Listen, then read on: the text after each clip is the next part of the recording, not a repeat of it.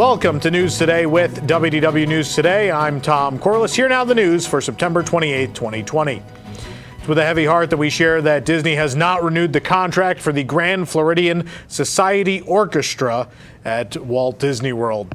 After having played at the resort since its grand opening, the band was furloughed during the shutdown and ultimately brought back as the Disney Society Orchestra, a fill-in show for the Beauty and the Beast Live on Stage show during the equity performer negotiations at Disney's Hollywood studios. However, the band has since announced that their last day of work will be Saturday, October 3rd, and then they're being let go. They'll no longer play at any location at Walt Disney World. The announcement came from the band's own Facebook page. Quote, "It's hard to find the words, but sadly, our days at the Grand Floridian are over. In fact, as of October 3rd, 2020, our days at WDW will come to an end as well. The company brought us out of furlough, changed our name to the Disney Society Orchestra, closed us out of the Grand Floridian to play a show of Disney-themed tunes at the Theater of the Stars in Hollywood studios. We've been playing 9 shows a day, 7 days a week since August 2nd.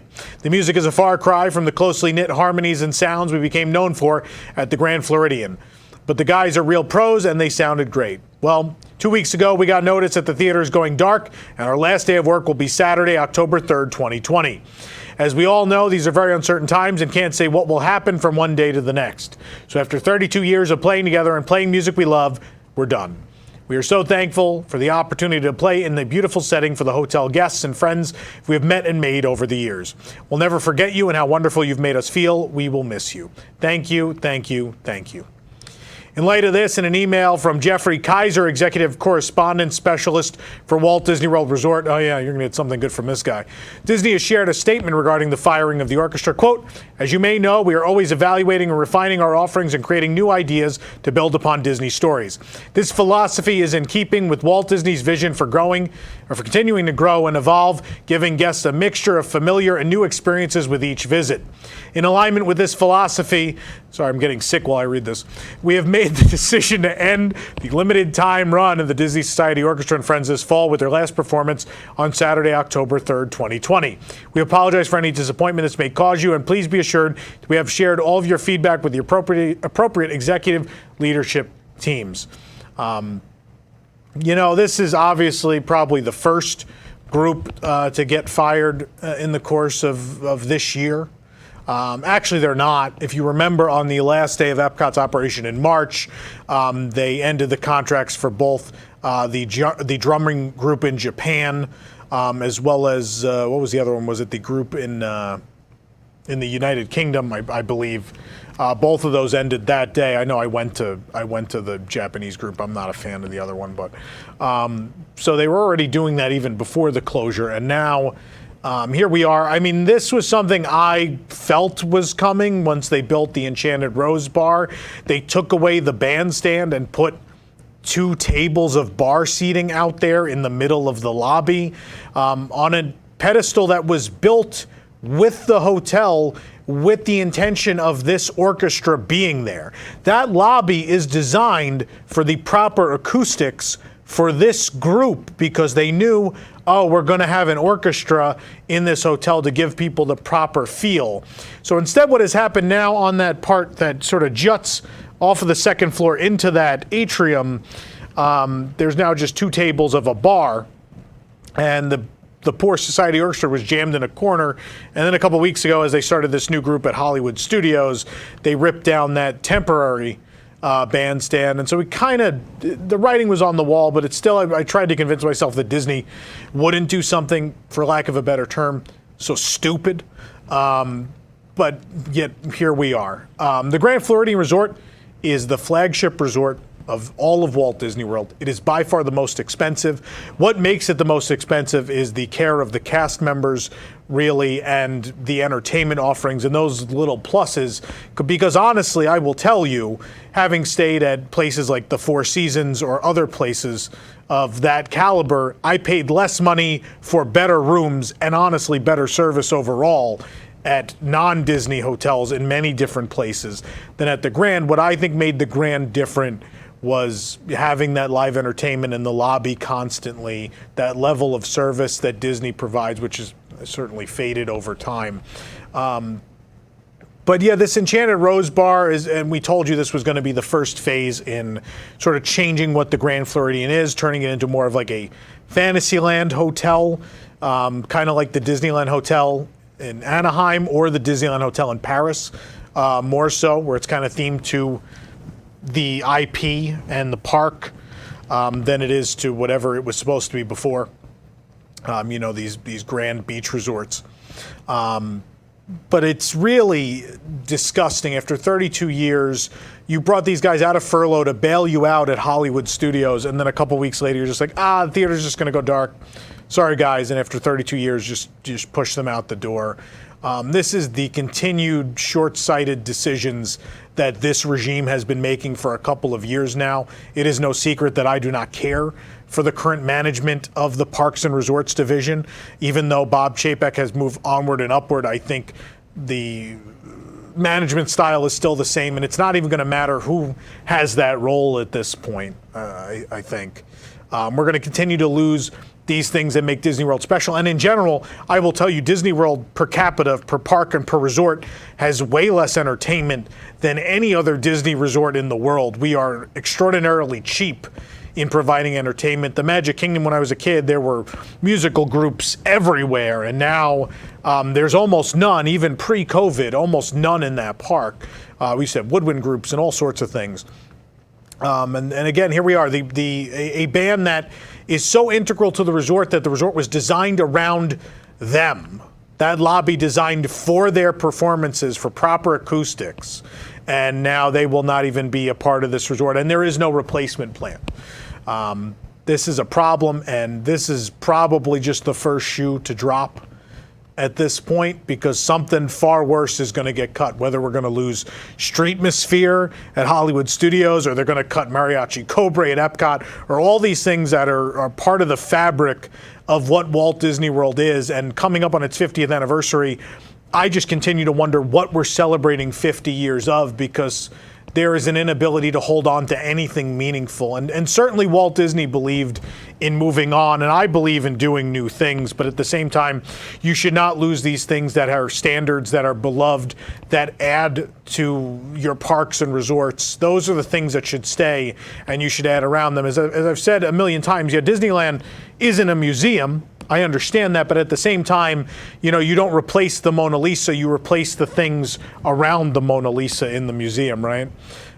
So obviously I'm disgusted. I think this is a terrible decision, and clearly out there, all of you have made that clear on social media, to the point where Disney had to take down a tweet because they were getting so many comments. They mentioned the return of their Frozen show, and then all of you bombarded them with comments saying, yeah, but what about the Grand Floridian Society Orchestra? I think that's great. I know this company responds to that. They definitely do. They hate to be publicly shamed. And the good news is we know they respond to being publicly shamed. And so that is the best way, in fact, to deal with these things we don't agree with. So please publicly shame them. Please tweet at them. Please do like that person did and email them and get that boilerplate response from someone who clearly doesn't care about guests. Because if we don't fight for these things, they're all going to be gone. Because next is going to be Streetmosphere and Mariachi Cobra and every other entertainment group that's been here for 30 years or more. And then we're going to have nothing left. You know, every other Disney resort has done such a better job of maintaining its legacy. Disneyland in particular has a lot of groups and a lot of nods to its past. And in Walt Disney World, we don't seem to believe in those things. And so all these things that are integral to our experience, we just keep cutting for money, for temporary gain. And eventually Disney World will stop being Disney World, and Disney will stop being Disney if we lose these details and these entertainment groups and these things that make the experience special and different from other places in the world. Because I could stay at nice hotels. I can go to Universal and stay at a nice hotel. But what makes it different are cast members and entertainment and those little touches. And once you lose those, it stops being Disney World, right? Sorry to rant. I know this is a news show, but I think everyone's been expecting to hear me on this, and so I wanted to let it be said. But yeah, publicly shame them, because they deserve it and they'll respond to it. Let's move on, shall we? Florida Governor Ron DeSantis signed an executive order to remove all statewide restrictions, though he said that this phase 3 of the reopening process would technically still restrict businesses to operating at a maximum of 75% capacity. With the lifting of statewide restrictions, bars and restaurants may now operate at whatever capacity they want. There will no longer be statewide fines or fees for restrictions like not wearing a mask. And local governments, though, can still regulate and limit businesses, and many still are, it's worth noting. But won't be able to close businesses because of COVID concerns. Private businesses, including Walt Disney World and Universal, can still operate with their own restrictions, including capacity limitations, masks, things like that, and they've all said they will continue to operate under those for the time being. DeSantis did comment that he supported Disney parks going to a greater capacity. Walt Disney World Resort responded to that, making a statement saying, quote, "We received the governor's executive order and are evaluating it to determine what it may mean for our business. We are not making any immediate changes. As a reminder, face coverings are still required at the Walt Disney World Resort." So regardless of anything that's changed with the state of Florida, Walt Disney World has said at this time they are not looking to change anything. Although we do know quietly 2 weeks ago-ish, they changed the level of guests they were allowing into the parks. Those park capacities are definitely higher than they were, but at this point they said they're not responding to this phase 3 change just yet, but might down the road. Park hours have been posted for Walt Disney World theme parks through Saturday, December 12th. Hours for the parks through December 12th are as follows. The Magic Kingdom is 9 to 7. Epcot is noon to 8. Disney's Hollywood Studios from 10 to 7. And Animal Kingdom 9 to 5. Hours of the Magic Kingdom remain extended from November 6th, with the new 7 p.m. close in effect for the new modified holiday offerings that'll debut at the park. Epcot shifts to those new hours beginning November 27th. Park hours for December 13th through the 31st are not yet available. Guests will also have a little extra time to enjoy Walt Disney World this weekend and for the first 2 weekends in October as well. Another park hour extension was issued for all 4 theme parks on the weekend of October 2nd through the 4th, and again for the busy Columbus Day holiday from October 9th through the 12th. The park hour extensions vary by weekend, so here's a rundown. October 2nd through the 4th, the Magic Kingdom is from 9 to 7, Epcot 11 to 9, Hollywood Studios from 10 to 8, and Animal Kingdom from 8 to 6. October 9th through the 12th, the Columbus Day weekend, will have the Magic Kingdom from 9 to 8, its longest operating hours yet since the reopening. Epcot from 11 to 9. Hollywood Studios will remain at 10 to 7, but Animal Kingdom again will be 8 a.m. to 6 p.m. Many of those hours are what the hours were starting back in July, but Magic Kingdom does have those even more extended hours starting on Columbus Day weekend, at least just for that weekend. The Spring Roll cart at the entrance to Adventureland in the Magic Kingdom is preparing to reopen. We heard cast members talking about installing plexiglass in front of the cart, but now we also noticed social distancing markers, and as well, a frozen lemonade cart is plugged in and ready to roll as part of the island of food service they've established there. The featured flavors still featured on the menu, the pepperoni pizza spring roll, which we reviewed last summer. Meanwhile, steps away, longtime Adventureland merchant Bwana Bob has reopened his huts for business at the Magic Kingdom. Bwana Bob's offers items like hats, ear headbands, pins, bubble blowers, and bottled drinks located just past the entrance of Adventureland. It does look like this is open every day now, and they also sell face masks. A familiar but slightly modified site has returned to Disney's Grand Floridian Resort and Spa, the boat service to the Magic Kingdom. Along with social distancing markers at the dock, there's an additional change. Disney Transportation is using the Discovery River boats rather than the small launches that would normally serve this resort. Boat transportation to the Magic Kingdom begins 30 minutes prior to park opening and continues for 1 hour past park close. As always, that schedule is subject to change. Do note that they are not offering boat service to the Polynesian, which would usually be part of this boat service. Usually it would go to the Grand and the Poly. This is just for the Grand Floridian Resort to the Magic Kingdom and vice versa. China has added a new food item to their menu for the Epcot International Food and Wine Festival, at least the taste of it. The crispy fried shrimp with Chengdu street fries. We had these street fries before last year's Festival of the Holidays, and as well in the Nine Dragons restaurant. So we're curious about the addition of the shrimp. Also, as well, a Tsingtao lager was added to the menu for $4.75 for 6 ounce and $8.25 for 12 ounce. You can read the review of this item on our website. Not the beer, but the food. School bread is gone from the Norway Pavilion snack cart, but don't worry, you can now pick it up where it was meant to be at the Kringla Bakery Og Cafe once more in Norway. Epcot cast members were excited to welcome guests back. Social distancing markers, as you might have guessed, are present. Only school bread, the Norwegian Kringla, and the, I'm going to butcher this, is it Leafs, are now available from the treats menu. I've never ordered one. I don't know. The self-serve cooler has been emptied, but guests can instead ask for a bottled water when they order. The school bread now features Bruni from Frozen 2. And for alcoholic drinks, you can get the Nordic draft beers or Viking coffee still. Self-serve cutlery and napkin stations have been emptied and covered up outside, and chairs have been removed from certain tables to enforce social distancing. But nonetheless, the bakery is back. Meanwhile, the popular Yorkshire County Fish Shop reopened as well. The quick service location in the United Kingdom Pavilion. In addition to traditional British fish and chips, the spot sells cuties, tea, coffee, water, soft drinks, and British beers. This is the second popular location to reopen this weekend in addition to Kringla. As a reminder, additional seating in the form of tables and chairs have been added throughout the pavilion just to make sure you have a place to eat your fish and chips. And the adjacent seating area, though, is still being used as one of the mask-free relaxation stations. But you are obviously allowed to eat in a relaxation station, so you can eat there as well. Possibly the best place for an authentic jumbo pretzel at Walt Disney World might just be Summerfest, and now that is open once again as well. Unlike at most quick service restaurants, there's no plexiglass in front of the register here, but social distancing markers are present. The cast member does wear a face mask and a face shield, though, so if you want a pretzel from the Summerfest, have at it. Are you ready for takeoff? Well, a new Soarin'-themed luggage tag certainly is at Walt Disney World. The luggage tag is mostly white with red and blue accents. The tag reads, "We are cleared for takeoff," in blue lettering. The back has space for you to write your information with the words "Travel the World." Found this luggage tag at Disney Traders in Epcot for $12.99.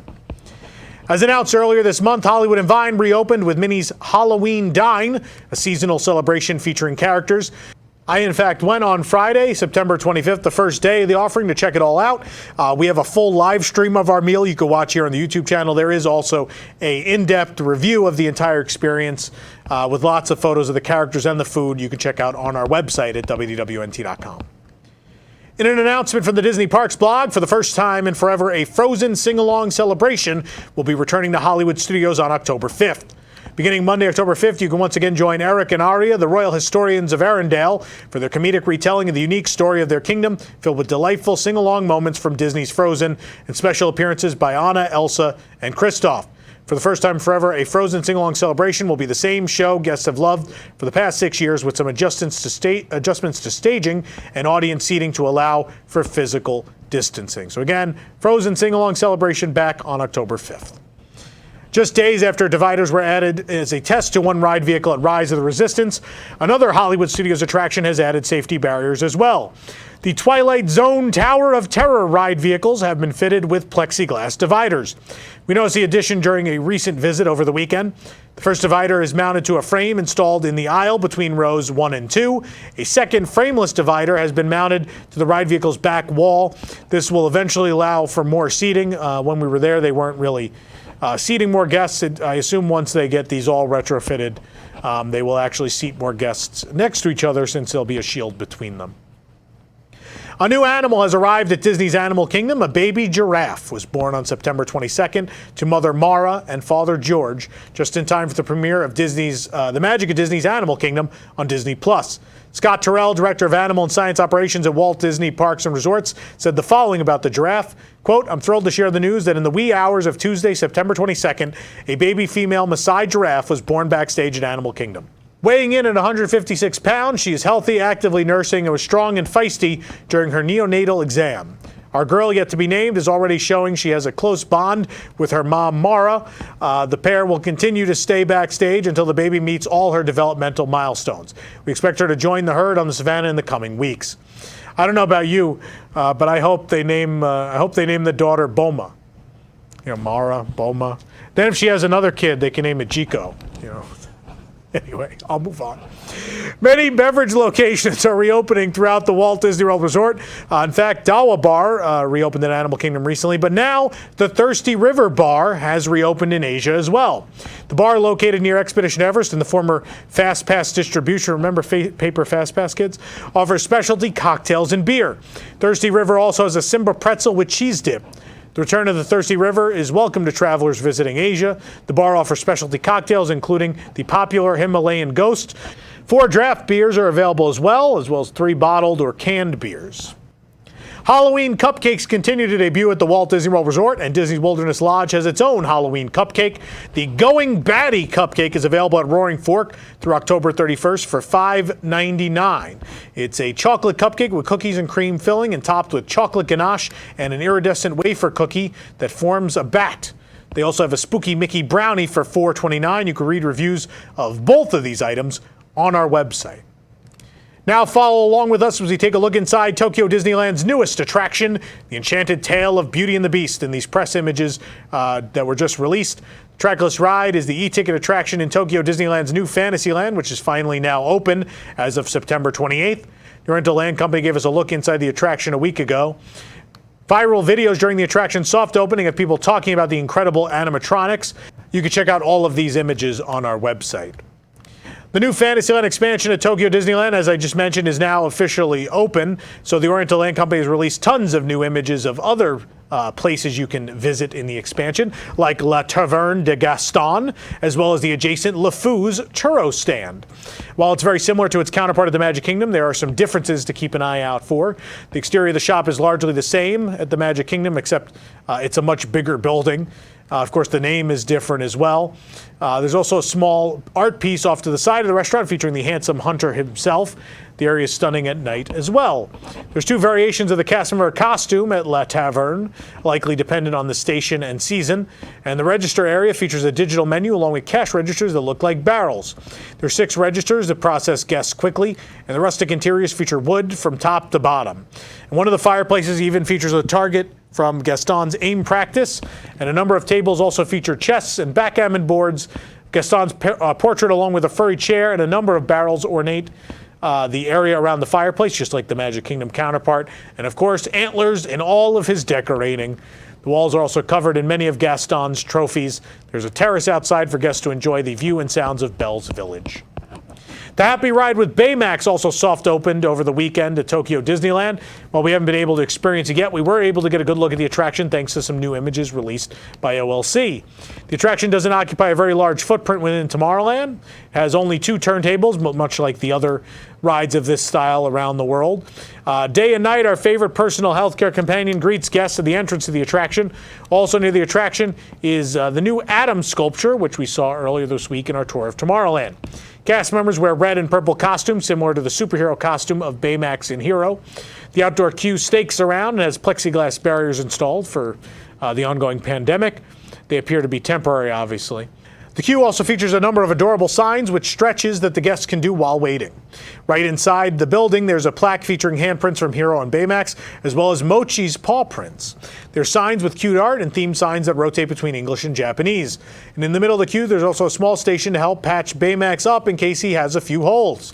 There's also a deactivated and charging Baymax on a stand. There's even a healthcare chip on display. The Happy Ride with Baymax features 6 original songs, which synchronize with lights in the ceiling and create a unique experience for guests. You can watch all 6 of those sequences right here on our YouTube channel. Popcorn is no small matter at the Tokyo Disney Resort, and flavors regularly rotate in and out around the carts at Tokyo Disneyland and Disney Sea. But since it's such a phenomenon, there's now a dedicated popcorn store as part of the expansion of the park, the Big Pop. Thanks to pictures released by the OLC, we finally have a sneak peek inside this new store. The Big Pop was one of the last things to be revealed from scaffolds during construction, so it's quite pleasant to see everything lit up and completed in this unique space popcorn shop. 3 popcorn flavors have been created especially for the Big Pop, each costing 500 yen, about $4.73 US. These 2 popcorn buckets are available exclusively in the Big Pop. You have Baymax and as well the new Beauty and the Beast popcorn bucket. These 2 buckets will be exclusive to the Big Pop. Additionally, the following 2 buckets are available at the Big Pop as well as other outlets that sell popcorn. Character greetings are no joke in Tokyo, and neither are the wait times. And while guests have been able to meet Minnie Mouse since the park opened in 1983, they've never had a dedicated greeting facility for herself until now. We finally got a sneak peek inside the Minnie Style Studio, which is now open. Let's take a look inside Minnie's workshop. The outside, as we've shown off in our construction updates since last year, very much fits in with the cartoony style of the rest of Toontown.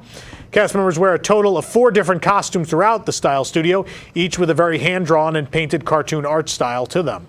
The first room in the queue is the lobby, featuring the desk of Janice, a real-life Walt Disney Imagineering experience designer. Posters hang on the walls of the lobby, featuring both classic and 2013 style Minnie on the cover of various magazines. It's pretty cool. Looks great. With the beautiful recreation of Belle's Village at Tokyo Disneyland comes a trifecta of highly themed shops, La Belle Library, Little Town Traders, and Bonjour Gifts. Until now, we had not seen the inside, but now we're taking a look at what that inside looks like. You can head on over to our website to get a full tour of these shops. They're really cool. Guests visiting Shanghai Disney Resort can get a cute new Halloween popcorn bucket shaped like Duffy the Disney Bear. Duffy is in a spooky toy soldier outfit with a jack-o'-lantern in front of him. The pumpkin is filled to the brim with popcorn, and the bucket will be available at quick service restaurants and outdoor vending carts at Shanghai Disneyland starting October 5th. If you're looking for more Duffy and Friends merchandise, a calendar and a diary are coming to Tokyo Disney Sea. And as well, Disney's Polynesian Village Resort now has a limited time line of Olumel merchandise. It's everywhere. Avatar creator and director James Cameron has announced that principal photography for Avatar 2 is complete. That's right, they finally finished filming. This is a big deal, right? With Disney's purchase of 20th Century Studios, the Avatar series is now a Disney franchise. Cameron plans to create multiple Avatar sequels, but this is the first one to be completed. It should arrive in theaters in December 2022, a year later than originally announced. Cameron also told Schwarzenegger that Avatar 3 principal photography is actually 95% complete. If you're looking for a new set of pens to start off your school year right, or perhaps just to brighten up your office space, you want to grab these new snack pens at the Disney parks. We found these at the Grand Floridian, definitely inspired by ones that already existed out at Tokyo Disneyland. There are 4 pens in the set featuring the classic Disney park snacks, a Mickey premium ice cream bar, Goofy's Candy Company, these are actually the Mickey character gummies, Chip 'n Dale Snack Company, and the Disney Parks popcorn. Each pen features 2 charms, the wrapper for the respective snack, as well as a matching food charm. These are really cool. I had to buy them. They are a little expensive. They're $12.99 each, but I thought they needed to be supported. They're really neat. For more information on these stories and more, head on over to WDWNT.com. This program is brought to you by our official travel agent sponsor, The Vacationeer, the engineers of your next magical vacation. Sit back and let their team of vacation planning experts craft your family's next magical Disney trip. The best part is that their services are free. Hotel, park tickets, dining, and more. Visit WDWNT.travel for details. The Vacationeer, official travel agency of WDWNT.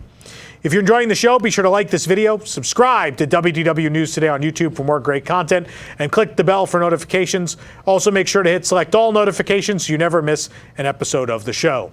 For the worldwide leader in Disney Parks news, this is Tom Corliss saying enjoy the rest of your today and have a great, big, beautiful tomorrow. And don't forget to shame the Walt Disney Company for canning an orchestra after 32 years. They're going to love this. Looking for the latest in Disney news on the go? Then download WDWNT the app. From news to videos to park hours and more, WDWNT the app is your one-stop shop for the latest from the Disney world. Available on iPhone and Android, just search for WDWNT in your device's app store.